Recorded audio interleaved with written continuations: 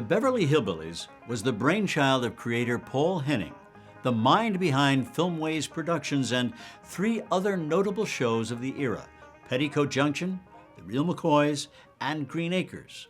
The Beverly Hillbillies was the first of the fish out of water genre, an American sitcom that lasted for 9 seasons on CBS.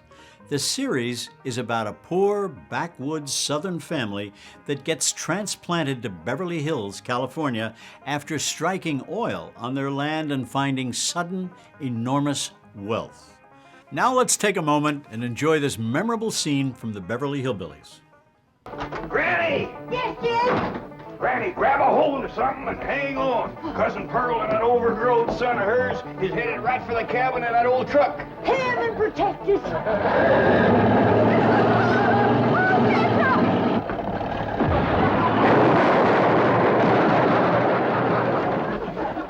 Did they hit us, Jed? No, but I think they sure want the chicken house.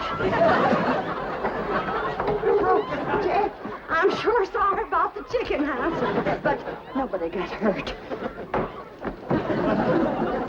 Jethro, I told you to get rid of them worn-out brakes. I did, Ma.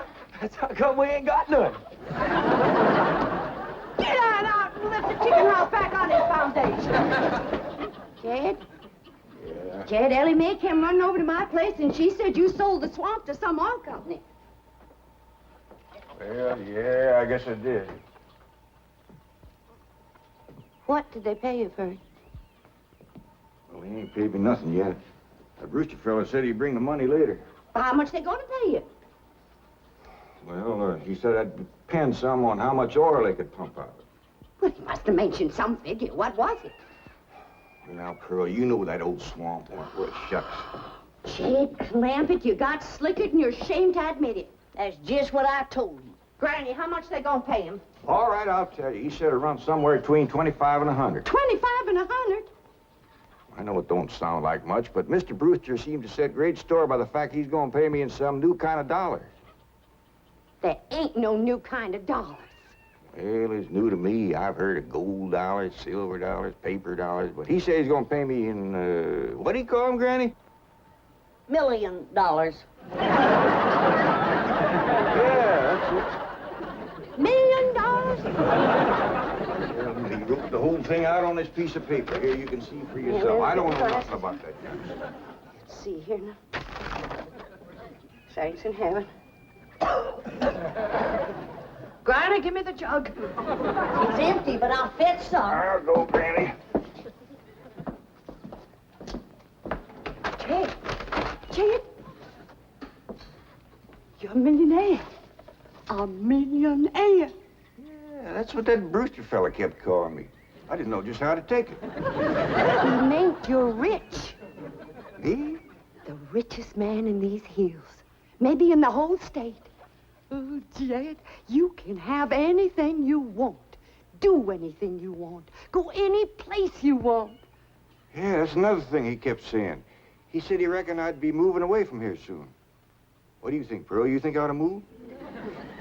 Jed, how can you even ask? Look around you. You're 8 miles from your nearest neighbor. You're overrun with skunks, possums, coyotes, bobcats. You use kerosene lamps for light. You cook on a wood stove, summer and winter. You're drinking homemade moonshine, washing with homemade lye soap. And your bathroom is 50 feet from the house, and you ask, should you move? Yeah, I reckon you're right. Man, be a dang fool to leave all this. The main cast consisted of 9 memorable characters. The patriarch of the Clampett family clan, J.D. Jed Clampett, played by actor Buddy Ebsen, a steady, simple, good-natured, honest family man. Jed's feisty and belligerent mother-in-law, Granny, played by Irene Ryan, a true Southern mountain woman who's often seen toting a double-barreled shotgun. Jed's only daughter, curvy blonde Ellie Mae Clampett, played by Donna Douglas, who has the looks of a farm calendar pinup girl, but who's really just a kind-hearted tomboy notorious for her terrible cooking skills.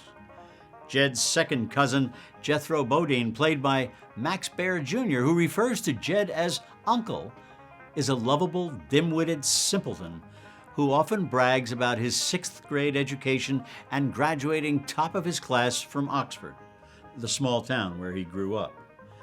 Then there's Duke, Jed's loyal bloodhound who is caught cavorting with Mrs. Drysdale's prized French poodle, who ends up giving birth to Duke's puppies, much to the chagrin of Mrs. Drysdale. The Drysdales, Milburn, Margaret, and Sonny, are the upper-class family that lives next door to the Clampetts. Milburn is an uptight banker who acts as the Clampetts' confidant and advisor, who really only has his personal interests in mind and will do anything to keep the Clampetts' money in his bank.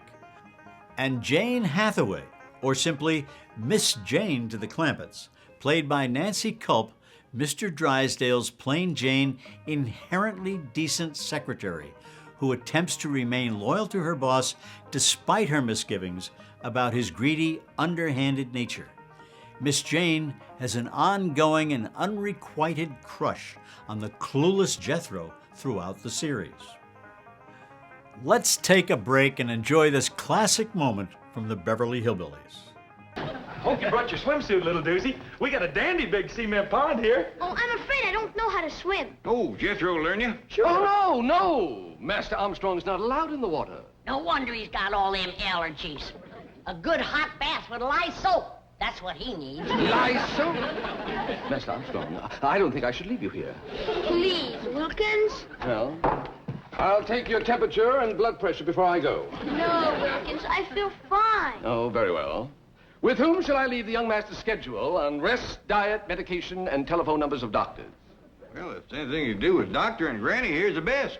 Very well. There you are. Now then, antihistamine pills, tranquilizers, acid pills, anti-acid pills, vitamins, iron, liver, yeast extract, antibiotics. Open up, Master Armstrong. It's time for your throat spray.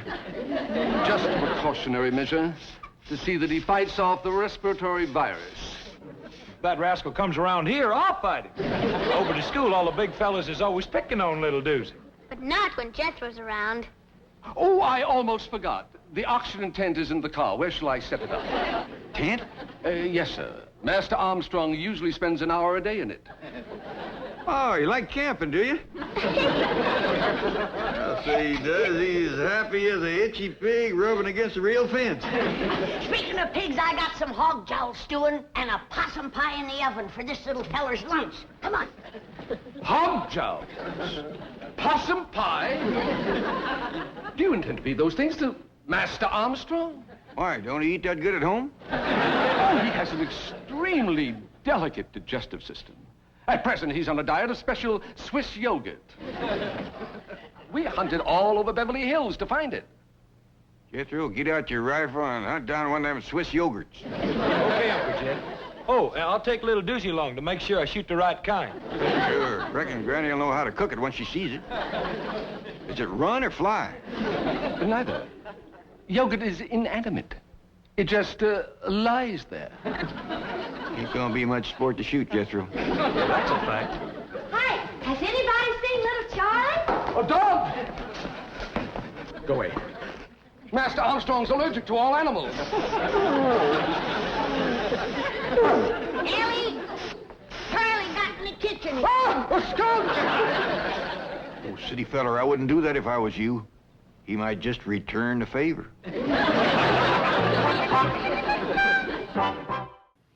The Beverly Hillbillies series opens with executives from the OK Oil Company catching wind of the newly discovered oil below Jed Clampetts' otherwise worthless swampland. With his newfound wealth, Jed decides to move his family out west to affluent Los Angeles County, California, where he buys a mansion right next door to his banker, Milburn Drysdale. In addition to his uneducated backwoods family, Jed brings with him an unsophisticated, minimalistic, and morally upright lifestyle that shakes up the self-obsessed, superficial community of Beverly Hills.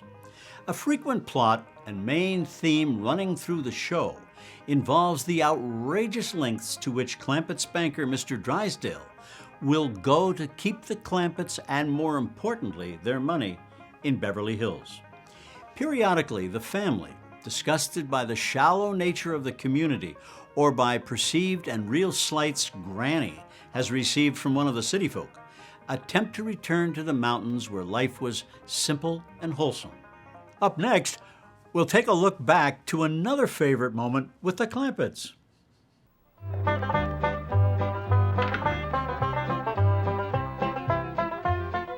Granny, you wearing perfume? Pure vanilla extract. You rascal. You're gonna have that storekeeper's head just a spinning. That's the idea. Just because I got plenty of money don't mean I have to spend it all.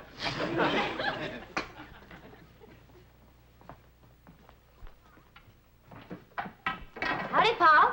What you doing? Oh, I'm fixing some turkey stickers for a company meal. Oh, say, Ellie, Yeah, Paul. is there anything you don't know about the birds and the bees? No. How come you to ask? Well, I reckon these what Sonny Drysdale's been studying at school. Either that or he's partial to them. How'd you know? Well, when I mentioned to Miss Hathaway that you was going to be keeping company with Sonny Drysdale, she says, Mr. Clampett, she says, you better have a talk with your daughter about the birds and the bees. Shucks, I know all about the little critters. Well, that's how I figured you being raised in the woods and all. But I didn't let on to Miss Hathaway. I know she's just trying to be helpful. Granny says she's gonna have a talk with me about courting and sparking. She is. Well, I'm glad of that, Ellie. I was kind of wondering who was going to do that. Paul, why don't you tell me about courting and sparking? Well, Ellie, that's something that a girl's ma usually tells her about. Well, I ain't got no ma, so why don't you tell me? Well, Granny will do it when she comes back. Well, what if she don't get back before Sonny Drysdale comes? Then I won't know how to court and spark him. Well, you ain't supposed to court and spark him. That's what a feller does to a girl. How? What does he do? Well, he gets himself all slicked up, shaves real close, shines his shoes, puts on a stiff collar and a clean shirt, and he goes to calling on the girl, toting a nice big store-bought box of candy. Hot diggity dog, I'm gonna like courting and sparking. It's only the courting part. I ain't got to the sparking yet. What's that like, Paul? Well, she invites him to come in the parlor and sit. And they usually sit on a sofa or something, him on one end, her on the other. Yeah? Well, then he goes to carefully, little at a time, scooching down to where he's within reaching distance of the girl. Sonny Drysdale gonna do that to me? He might. And when he does, that's when a girl has got to be careful. Don't you worry, Paul. If that rascal goes to reaching for my candy, I'll knock him clean off of that sofa. Despite its silly slapstick humor, the Beverly Hillbillies managed to gain more credibility with its audience and the general public because of the perception that it had authentic hillbilly underpinnings. This reputation was bolstered by occasional guest appearances from country music stars and bluegrass legends Lester Flatt and Earl Scruggs. The Clampetts may have moved to Beverly Hills to live in a large, elegant mansion, but they continued to live day to day much as they always had, clad in their hillbilly garb and driving Jed's old beater truck. The bulk of the show revolved around the clash of cultures between the antiquated backwoods hillbilly culture native to the Clampetts and the materialistic, modern American culture of the Drysdales. They grew their own food in the yard, and Granny seemed to be constantly making her famous lye soap and family recipe moonshine. And now, another classic moment from this favorite television family. I certainly appreciate your letting me use your cabin as a field headquarters. I've got a few things in the bedroom. I'll get them out. No need for you to do that, Mr. Brewster. We're just going to be here a couple of days.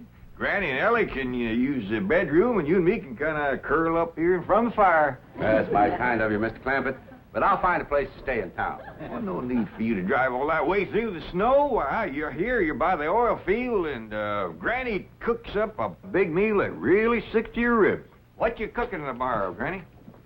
My special Christmas holiday victuals. We'll start with red cabbage and green turnip tops, swimming with sorghum. Then what I call my heavenly hash. That's grits and chitlins, possum belly, hog jowls, and catfish. All minced together and simmered in gopher gravy. With poached hawk eggs. Now there's victuals you won't forget in a hurry. I'll try. What do you say, Mr. Brewster? Roars too hard, we'll get some pine boughs and ashes for you to sleep on. Well, I think I'll go into town. Thank you very much. Excuse me. What's the matter with you two asking him to stay here? You want me to be a widow all my life? I was going to offer him my spare room.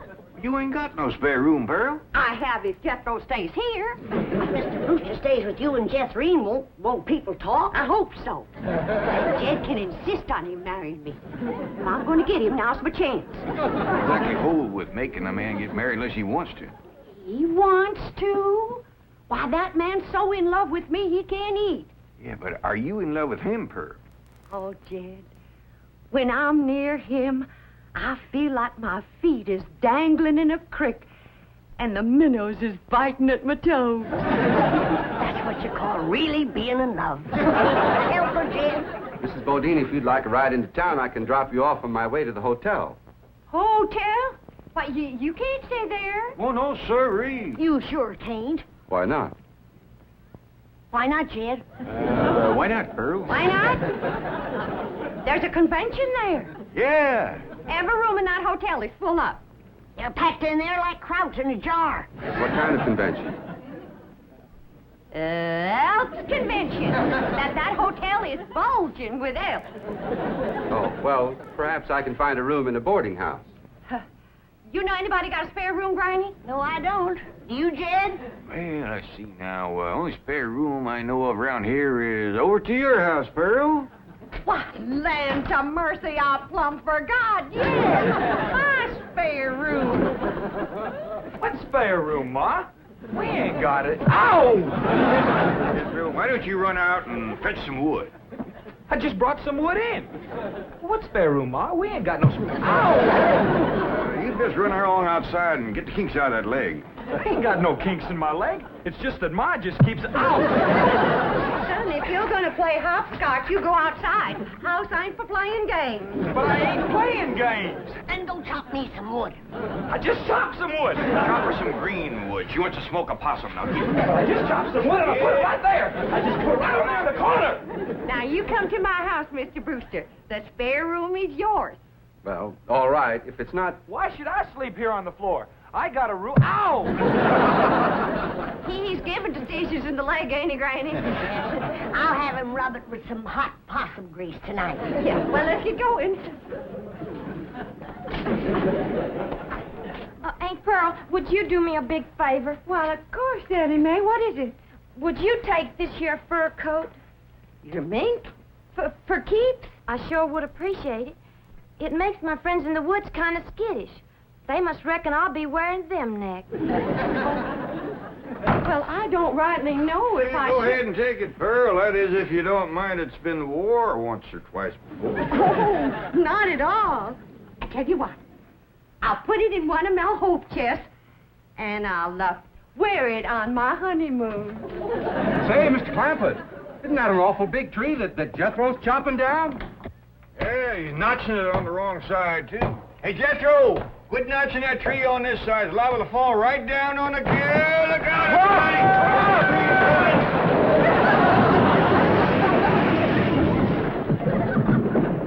It missed us. Praise the Lord. Well, the tree missed. We can get up now. Well, he might be chopping another one. Let's wait and see. Initially written off by its critics, The Beverly Hillbillies shot to the top of the charts shortly after its premiere and became one of the highest rated shows of its time, holding top 10 in the Nielsen ratings for 7 of its 9 years, in production from 1962 to 1971. Season 2 received some of the highest ratings ever recorded for a half-hour sitcom. One episode from Season 2, The Giant Jackrabbit, as well as a number of other memorable episodes, remain to this day among the most watched sitcom episodes in American television history. The Beverly Hillbillies received 2 Emmy nominations for Best Comedy Series in 1963 and 1964. The 1971 show failed to make the top 30 in the Nielsen's. The show was canceled in 1971. CBS, under pressure from advertisers who were targeting a more sophisticated and urban audience, decided to clean up the slate, so to speak, and switched to several new hip urban themes. All at once, CBS simultaneously canceled all of its rural-themed comedies. This action came to be known amongst industry insiders as the Rural Purge. The actor Pat Buttram, known as Mr. Haney on Green Acres, summed it up when he said, "It was the year CBS killed everything with a tree in it."